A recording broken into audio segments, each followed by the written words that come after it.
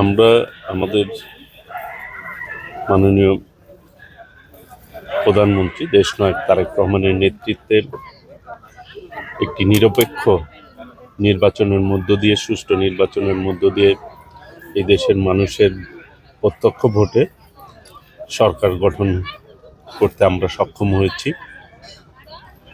সরকারের যে প্রতিশ্রুতি, আমরা সেই প্রতিশ্রুতি অনুযায়ী কাজ করে যাচ্ছি। ইতিমধ্যেই ফ্যামিলি কার্ড নিয়ে সিদ্ধান্ত হয়েছে এবং ইমাম এবং মুয়াজ্জিন যারা দায়িত্বে রয়েছেন আমাদের বিভিন্ন মসজিদে, ঈদের আগে তাদের ব্যাপারেও ভাতার কীভাবে দেওয়া যায় সেই ব্যাপারেও সিদ্ধান্ত হয়েছে।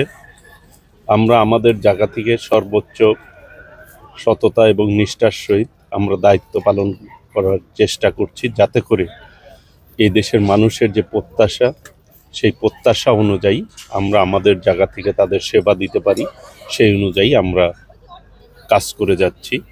আমরা দেশবাসীর কাছে দোয়া কামনা করছি, কারণ নতুন সরকার, আমরা মাত্র যাত্রা শুরু করেছি। সকলের দোয়া নিয়ে ইনশাল্লাহ আমরা আমাদের কাজ করতে সক্ষম হব এবং সফলভাবে আমরা আমাদের দায়িত্ব পালন করতে পারবো ইনশাল্লাহ।